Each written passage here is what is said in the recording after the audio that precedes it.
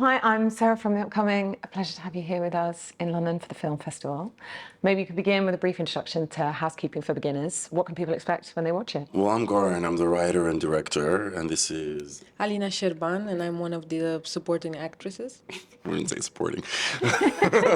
She's a star. So our film is about a sort of chosen family that sort of circumstances bring together in Macedonia today, in the capital, where Dita, her on-screen partner, Alina's on-screen partner, is a character who's inherited a house, a large rambling house. She's a social worker, and she lets queer people stay in the house who don't have anywhere else to live, including her partner of a year, played by Alina, and the partner's two children. And someone gets a terminal diagnosis in the household, and they have to figure out how to keep the family together, essentially, and yeah, have a lot of fun and slightly insane hijinks that ensue along the way. And you've been positively prolific. You've already done 25 shorts. This is your third feature, I think, in the space of a couple of years. How do you feel like this story fits in with your wider filmography? And I guess returning to Macedonia, which I know you will not be alone, was set there, but obviously an historical piece of an age in Australia, but here back in Macedonia. Yeah. So, when did you get the idea for this story, and how does it fit in with the other things you've done? Yeah, I mean, I'm really happy I got to do a present-day story in Macedonia with very contemporary people and a kind of a wider-ranging sort of cast of characters. I mean, with You Won't Be Alone, it was important to me to document a time and a place that shaped, I mean, a lot of us, I think, around the world, and definitely in Eastern Europe, but also my grandparents. And with this one, it felt like, I don't want the people to, there's more than just like peasants and wars and things going on in the Balkans. Like, there's a very different contemporary sort of culture and mentality, and it's a very kind of alive place. And as much as we all are familiar that there's struggle going on, economic and cultural and other kinds of struggle, there's also like a lot of vitality, and the youth of today in Macedonia is very different to what I think a lot of people expect. I sort of, and I also feel like I lucked into it, because essentially I was just following an instinct of, I wanted to live in this kind of space, the kind of commune-like setup of this chosen family, and I wanted to spend time there, and I was lucky to make friends along the way as well, so yeah. And just to bring you into the conversation, I mean, there's something amazing about the setup. It feels kind of like organized chaos, and just in this sort of flat, and all the characters kind of ricocheting off each other. But yours in particular has some pretty difficult things to deal with. When you first read that script, what jumped out to you, and how did you see the character you had to play? I was just so happy and honored to have the chance to bring to life a woman that exists, and especially to have the chance to bring to life a Roma woman coming maybe out of a traditional world that is queer and has a relationship with a non-Roma, and lives in this household, and she's loved. She's a partner of someone, and this is something that we never get to see. We, and especially, I'm sorry to say, in the UK media, we don't get to see Roma people as humans. And it's moreover to see them with their intersectional identities of being queer, of also being a woman. And then for me, everything was easy in a sense, besides the Macedonian language, which I don't speak. That's phonetically learned. Phonetics. Phonetics, please don't try your Macedonian with me. I'm sorry, I cannot do that. But what I want to say is that the story is so important for me as a Roma person.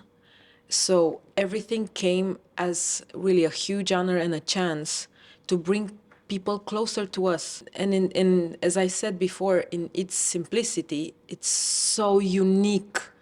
And I wish this film would inspire people to see Roma people, as humans, and also maybe other artists to shy away from stereotypes, from the ongoing images we are unfortunately used to.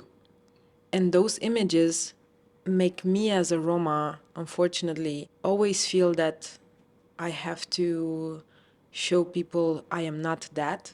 Dealing with bullying all my life, dealing with self-hate, because I take that and take it under my skin, unfortunately.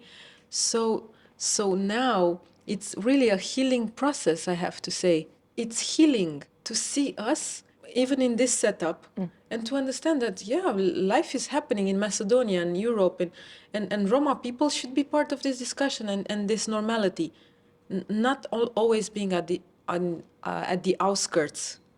And us, I mean, let's say the society thinking that, yes, this is how things should be. They deserve to be there. No, nobody deserves being poor. Everybody is deserving of respect, of love, of dignity, regardless of their sexuality, of their ethnicity, their color, their religious creed, and all that. And without pushing, this film does that. It just tells you this is normality too, and demands of you to see this world without coating it and bringing you closer. And I guess obviously you're working in, what ostensibly look like completely different genre spaces, going from folk horror to kind of, a sort of sweet romance in some respects, and this more family drama. But would you say some of the common ground is your approach, almost this cinema verite style, where you're kind of creating the environment, but then almost letting things unfold in front of the camera? I don't know to what extent it was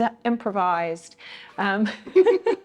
Sorry, you cannot improvise in a language you don't know at all. Zero. I don't agree. I think there are things you did, like there's gestures, like the connection she forms with her on-screen daughters. It's not just through speaking. Improvisation can also be like that connection. Like there's so much heavy lifting she did instinctively as an artist that, like, especially in the edit, it helped me a lot. But even on set and in terms of like fostering that sense of family, like if Alina didn't find a way to connect with these girls, and can I just point out those girls, one of whom in real life was 18, the other one is 5, speak 3 languages each. Like there's Macedonian, Roma, and English. They were the only people who speak all 3 on set. So, yeah. Improv, but not language-wise. If you can understand, gesture-wise, because you don't have the same language. I owe her my firstborn.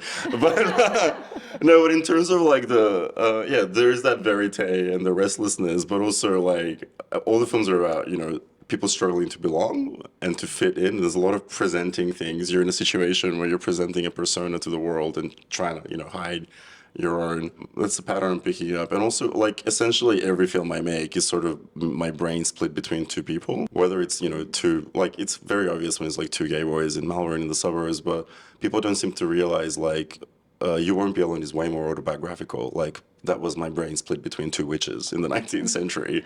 And, there's a lot more psychological detail coming from me there. And in this film, the character of Dita and then the character of Vanessa, who plays Alina's daughter, like, a lot of my youth is in there and kind of being very uncomfortable with, like, I was a cultural minority in a lot of my life as well. And I think picking up on certain patterns that were happening in each of the 2 societies. And there's scenes in the film where I'm very much Vanessa, and then scenes in the film when I'm very much Dita, and then sometimes both. So, in some ways it is like I don't really write autobiographically, but there's an emotional autobiographical angle that slips through uncontrollably, alas. And I just to say that we still felt the freedom to find the characters in the setup of what you received.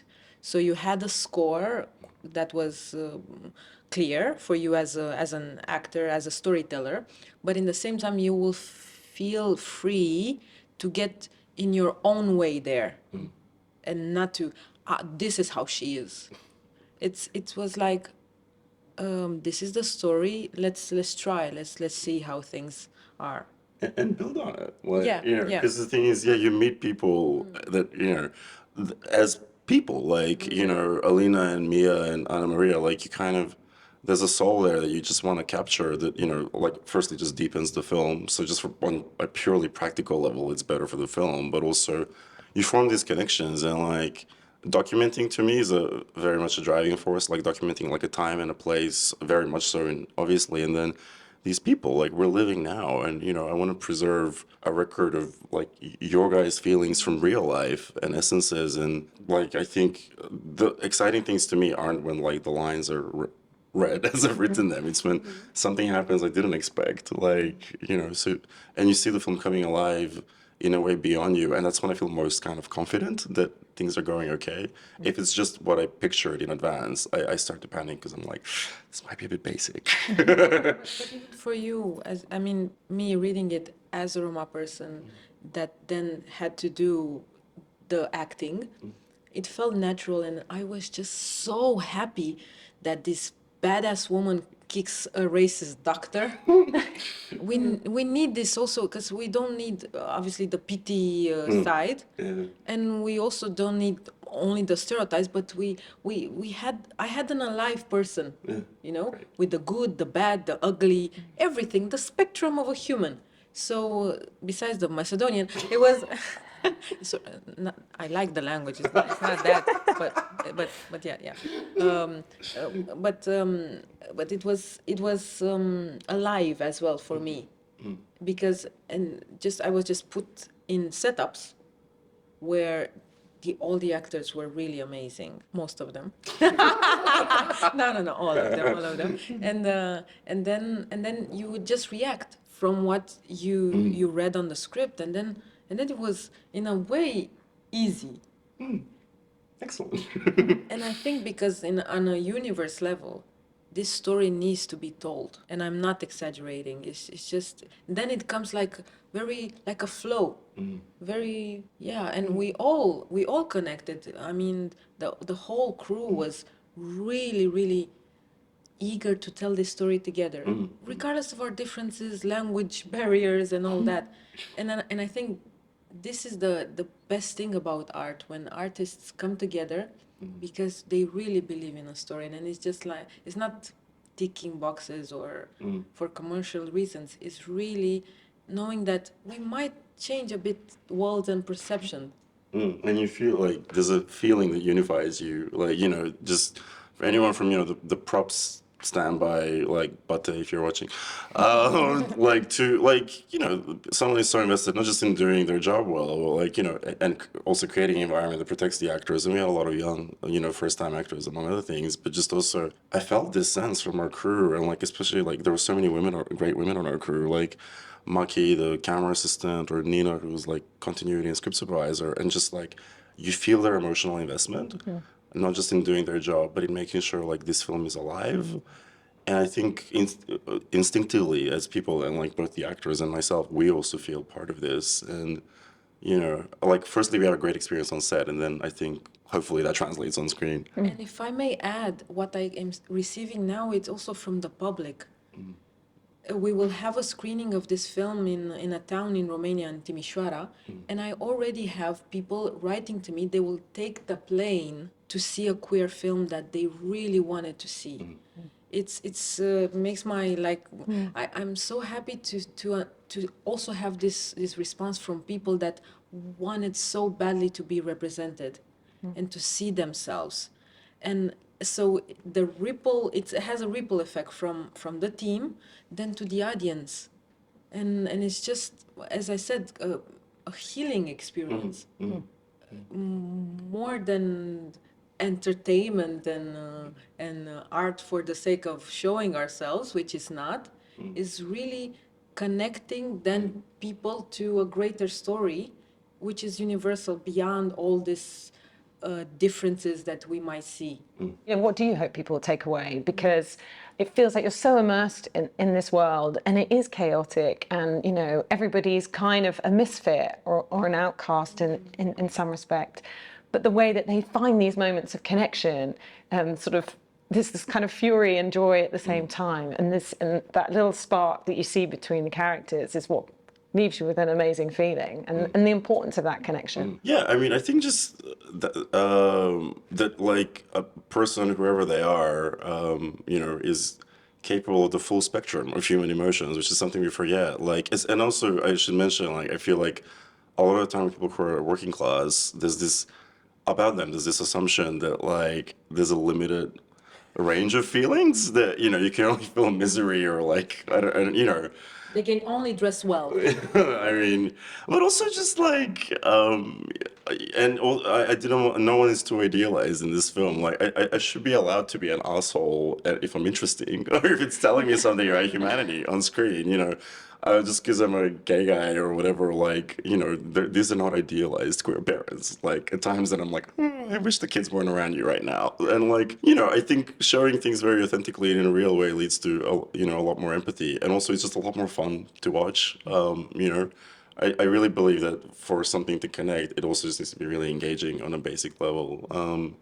And yeah, yeah. I truly love this concept that I'm actually thinking about after watching the film as a public as well. Really, it's just the fact that regardless of gay and straight, Roma, not Roma, and all this unique side of us that is really universal, humanness, is this idea of needing each other that never goes away. And it's true. We know we play all these badass people. We can do everything. Yes, it's true. It's all true. But in the same time, we can really not live alone. And this needing of each other never goes away. And thank you for saying this, because it allows me as well to take my armor sometimes and put it down and say, can I get a hug, please? I really had a bad day, and can I be vulnerable and not feel weak? And also remember that I can have my chosen family. I can be loved, regardless if people told me I'm Roma and I should be feared. So thank you for like really making humanity normalized, you know, with everything that comes with that. Well, that's a beautiful point to end on. Thank you so much for sharing all that with me, and I Thank can't you. wait for everyone else to see Housekeeping for Beginners. Thanks a lot. Thank you.